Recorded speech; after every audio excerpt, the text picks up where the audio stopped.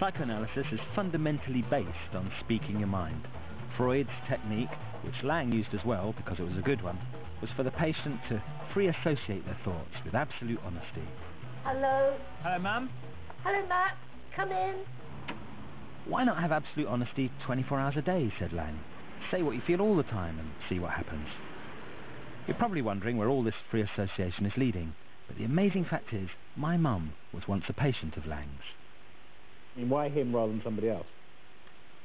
Oh, because I'd read the book, I can't remember what the name was. What was the name of it? And he seemed to like artists. He seemed to have a sympathy with artists. The Divided Self? Yeah, no. The Politics of Experience? Yes, that one.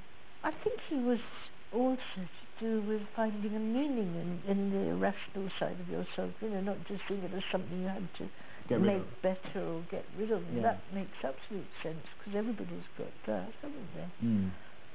I just remember him as very kindly, and he didn't seem at all psychiatric. He just seemed very human, you know, like a relation. What were his actual words? They were private, I think.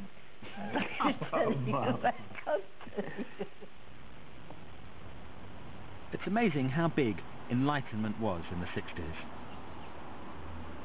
People thought you really could get it from a guru or a psychiatrist or a shaman, and Lang was known as all three. He made madness more acceptable and normal in society, although he himself was still drawn to what was extreme about madness. Like William Blake, he thought, unless you really did access some kind of psychic portal to the marvellous, life was pretty bleak. Our social realities are so ugly if seen in the light of exiled truth, and beauty is almost no longer possible if it is not a lie. What is to be done? Can we do more than reflect the decay around and within us? Can we do more than sing our sad and bitter songs of disillusion and defeat? Lang died in 1989. As he grew older, his pronouncements became more comic, and he made himself more vulnerable. I've seen better days. My spirit is weak. My flesh is in ruins. I can't see my feet. He drank heavily, and he wouldn't lay off the acid. A few minor offences, no major. He recorded some slightly terrible ballads, more Frank Sinatra than William Blake. I passed for a man. There are no cheers. I also ran.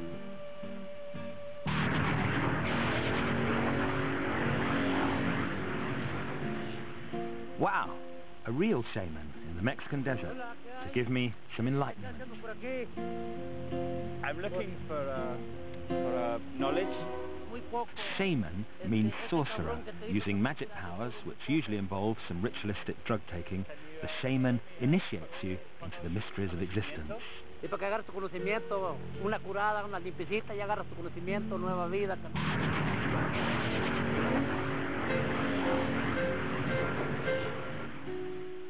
drug R.D. Lang took out in the Mexican desert, and which Aldous Huxley before had taken there, was peyote. Shamans know the secret of the drug. Ahí está. A ver si lo miras. Ah, yeah, okay. For one thing, you can't just neck it down. You've got to dig it up out of the ground and give thanks to the peyote god and the sun god. It all sounds very Carlos Castaneda, who was like the Peter Mayle of the Mexican desert. Instead of the south of France as a home from home for middle-class people, Castaneda's books made mystical enlightenment in Mexico a holiday choice for the middle class. Thank you. Thank you, Sol. Now we have to purify it, or clean it, or something.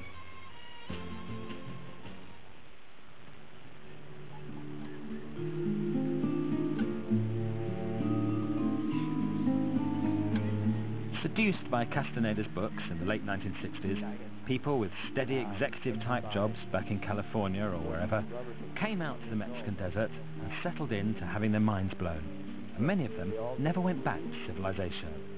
Like these guys here, who I'm eavesdropping on and recording their chat. Yeah, I'm taking Castaneda. Get into the imaginary endeavors work. The Teachings of Don Juan was published in 1968 and sold hundreds of thousands of copies. Don Juan was a Mexican Indian shaman. Castaneda learnt everything he knew from him. He wrote a whole series of books about Don Juan. By the time he died in 1999, he'd sold 8 million books. The only problem was, Don Juan didn't exist. Castaneda just made it all up. But his readers found that detail a bit superfluous. They wanted to believe in the other worlds. Lang's anti-psychiatry was wearing thin as a craze in the 1970s, was perhaps too bumpy a ride.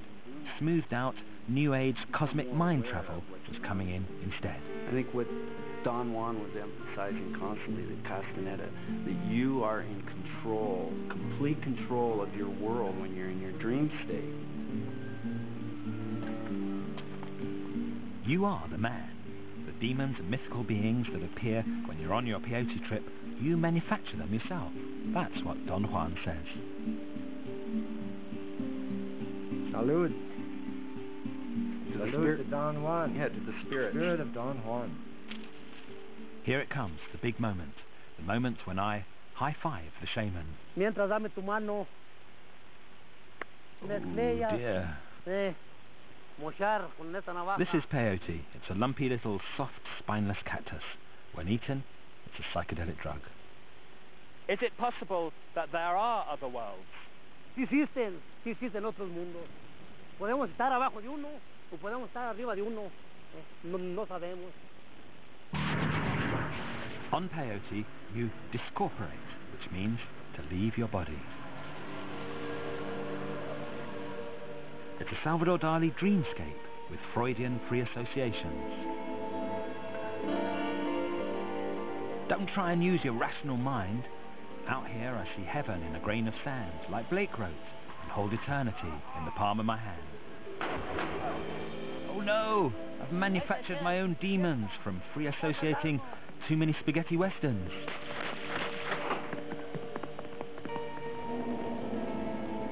William Blake never took a drug in his life. He just had something inside him that took him out of this world. But don't we all have that? After all, how artificial is the psychedelic experience? Drugs trigger something that's in the mind already, that's already capable of making that trip happen. Porque comiendo uno mucho es como echa uno el cuerpo a perder, echa uno el alma, la vida a perder, se chaveta. Oh, good job I didn't take it then. 8 miles high, and then you touch down. What's that? Some kind of white level of existence. It's the hard, cold, bright, right now level. The drug experience, 2001 style. Karine Day's photos of new drugs we have today, with strange names like pet food. The drug ketamine, Kate, around the nostrils. Feels like I've been interviewing her for ages. This is my life, my friend's life. This is how it was, how it is. It came to a point at the end of last year when you just think, this is over, this is finished, this time in my life is, past. And that's why I started to photograph it, because I knew that this time in my life was going to be the most mental time, and the most unpredictable, and the most fantastic, exciting.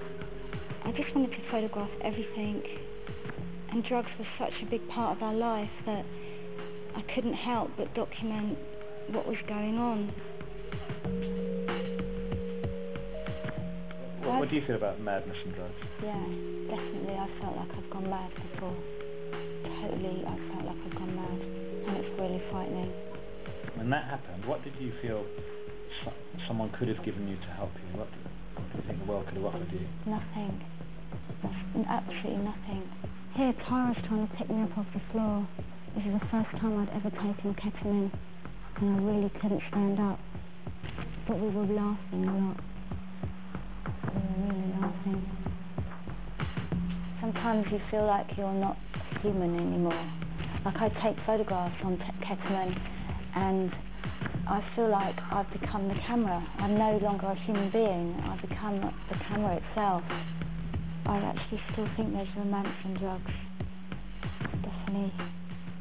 When you watch people when they are completely mashed up, how often do you ever see people look like that? When this is over, what will we have learned? Do you think, in terms of romantic yearning, and one thinks of all sort of romantic things that art is, or that art can be, of expressing things that are really deep, that are really inside you, and you can get that out and someone else can see what you've done, and it's incredible, and these are our top romantic expectations of art. Do you think the nature of romanticism, as it wears off, really, Yeah, what comes down to earth? That's right, it does. Young people of today, mashed and legless, white powder falling out their noses. Maybe they can't help themselves.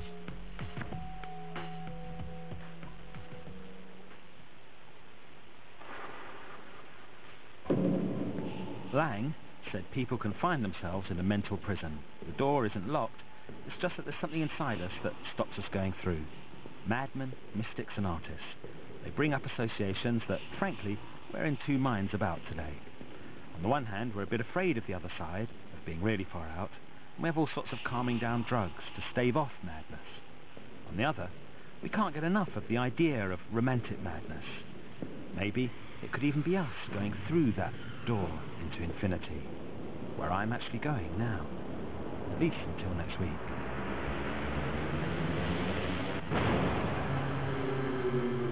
Bye. Oh, sorry, why do you pick me for madness? I don't want to be in your madness section, Matthew. Well, you've got to earn the right to be in the section Collings, that you want to be in. madness section. Haven't you got a likeness or something like that? Have you got, is it all macabre, all your topics? I think madness has likeness.